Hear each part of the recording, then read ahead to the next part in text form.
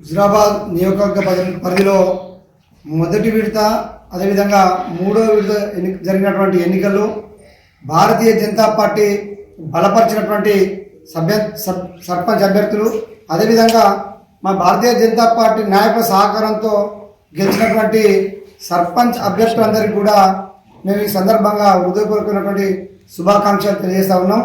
మరి ప్రధానంగా గత 10 సంవత్సరాలు ఈ రాష్ట్రంలో అధికారంలో ఉన్నటువంటి టీఆర్ఎస్ పార్టీ కానీ 2 సంవత్సరాలు అనేక మాయమాటలతో అధికారంలోకి వచ్చినటువంటి కాంగ్రెస్ పార్టీని ఈరోజు ప్రజలు నమ్మరు అనడానికి నిదర్శనమే మరి యొక్క మన జరిగినటువంటి సర్పంచ్ ఎన్నికలు వచ్చినటువంటి ప్రజా తీర్పు అని చెప్పి మేము తెలియజేస్తూ ఉన్నాం. ఎందుకంటే భారతీయ జనతా పార్టీ తెలంగాణ రాష్ట్రంలో మరి అధికారం దిశగా ఏ విధంగా ముందుకు పోతుందో దానికి మరి ఉదాహరణగా హుజరాబాద్ నియోజకవర్గంలో మా అభ్యర్థులు గెలిచినటువంటి విజయమే ఒక నాందని చెప్పి నేను తెలియజేస్తూ మరి ముఖ్యంగా మరి గౌరవ పార్లమెంట్ సభ్యులు మల్కాజ్గిరి పార్లమెంట్ సభ్యులు ఈటల రాజేందర్ గారు గత 25 సంవత్సరాలుగా ఈ ప్రాంతానికి అనేక రకాల సేవలు చేసి ఈ ప్రాంత ప్రజలతో మమేకమై మరి ఉన్న కారణంగా మరి భారతీయ జనతా పార్టీ నుండి ఒకలే కాదు కొన్ని గ్రామాల్లో అయితే 2-3 కూడా పోటీపడి మరి మేము గెలుస్తామని చెప్పి మరి పోటీ చేసినటువంటి సందర్భాలు ఉన్నాయి. ఈరోజు కాంగ్రెస్ పార్టీకి టీఆర్ఎస్ పార్టీకి అభ్యర్థులు కరువై మరి మా పార్టీ అభ్యర్థులు తీసుకున్నటువంటి పరిస్థితి కూడా మరి హుజరాబాద్ నియోజకవర్గంలో ఉన్నది.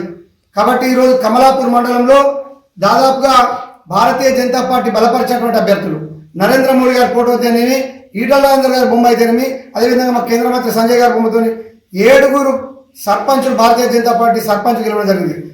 అదేవిధంగా మరి ఈటల రాజేందర్ గారి యొక్క మద్దతుతోని వారి యొక్క అభిమానుల మద్దతుతోని మరొక 5 ఇండిపెండెంట్ సర్పంచులు కూడా మరి ఈరోజు గెలవడం జరిగింది. మొత్తం 12 మంది సర్పంచులు కమలాపూర్ మండలంలో భారతీయ జనతా పార్టీ సర్పంచులు గెలిచినట్టు మేము భావిస్తా ఉన్నాం.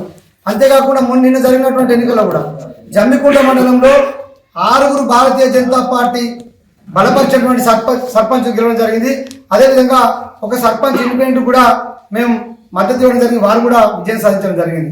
అదేవిధంగా వీణవంక మండలంలో 6 భారతీయ జనతా పార్టీ సర్పంచ్ బలపరిచినటువంటి అభ్యర్థులు గెలవడం జరిగింది. 2 కూడా ఇండిపెండెంట్ కూడా మేము అక్కడ వారికి మద్దతు ఇవ్వడంతో గెలవడం జరిగింది. మొత్తం 8 మంది గెలవడం జరిగింది. అదేవిధంగా ఇల్లంతకుంట మండలంలో 4 భారతీయ జనతా పార్టీ సర్పంచులు గెలిస్తే 2 ఇండిపెండెంట్లు కూడా మేము గౌరవ రాజేంద్ర అన్న సూచనతో గౌరవ నాయకుల సూచనతో మేము వారికి మద్దతు ఇస్తే ఈరోజు అక్కడ కూడా గెలవడం జరిగింది. అదేవిధంగా మరి హుజరాబాద్లో కూడా 4 భారతీయ జనతా పార్టీ మరి మద్దతుగా సర్పంచ్ ఎన్నికైతే 1 ఇండిపెండెంట్ గెలిచినటువంటి వాళ్ళకు కూడా మేము పూర్తి స్థాయి సహకారం అందించి వారికి మద్దతు ఇవ్వడంతో వారికి ఇవ్వడం జరిగింది.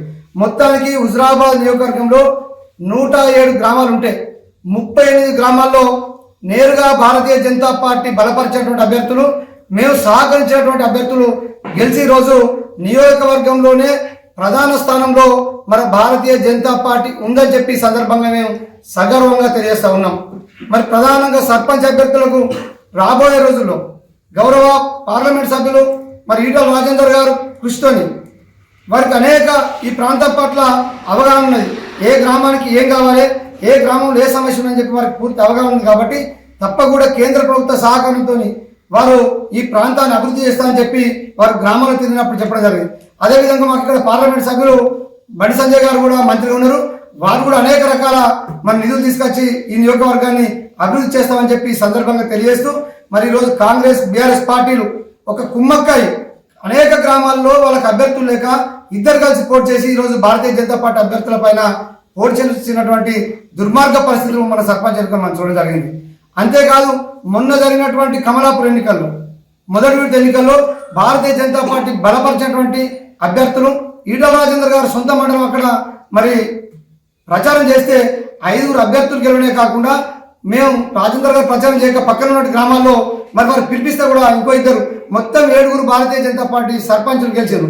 అదేవిధంగా 5 సర్పంచులు మరి రాజేందర్ గారు వీళ్ళని గెలిపించండి, నాకు సమయం లేక నేను రాలేకపోతున్నా అని చెప్పి వారు పిలిపిస్తే గెలిచినటువంటి 5 సర్పంచ్ 12 మంది సర్పంచులు ఈరోజు భారతీయ జనతా పార్టీ గెలిస్తే కాంగ్రెస్ బీఆర్ఎస్ నాయకులు వారితో 2 కలిసి మరొక విషపూరితమైన ప్రచారం సోషల్ మీడియా ద్వారా కమలాపూర్లో మరి భారతీయ జనతా పార్టీ 2-3 స్థానాల్లో గెలుచుకుంది అన్నటువంటి ఒక దుర్మార్గ ప్రచారం చేస్తూ ఉన్నారు. దాన్ని మేము ఖండిస్తూ ఉన్నాం. దాన్ని ప్రజలందరూ కూడా ఆలోచించాలని చెప్పి మేము ఈ సందర్భంగా తెలియజేస్తా ఉన్నాం.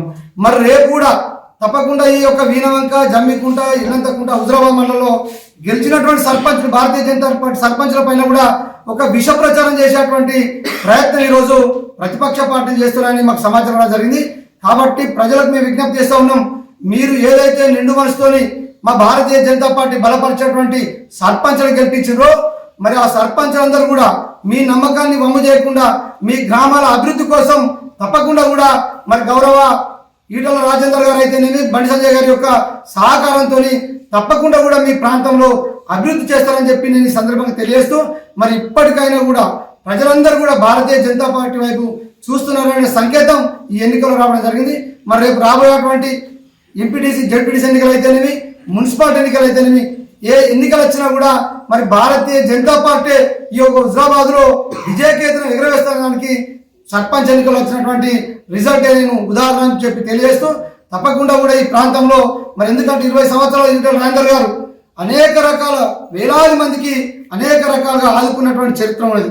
ఈ ప్రాంతంలో ప్రతి ఇంటికి ఒక కుటుంబ సభ్యులాగా, ఏ ఇంటిని తట్టినా మా ఇంటికి ఒక పెద్ద కొడుకులాగా రాజేందర్ పనిచేసిండని చెప్పి మరి భావించేటువంటి ప్రాంతం కాబట్టి వారు మల్కాజ్గిరి ఎంపీ అయినప్పటికీ మరి వారు వచ్చి ఒక పూట వచ్చి ఇక్కడికి వచ్చి ఒక పిలిపిస్తేనే మరి ఇంత పెద్ద ఎత్తున మరి సర్పంచ్ అభ్యర్థి గెలవడం జరిగింది.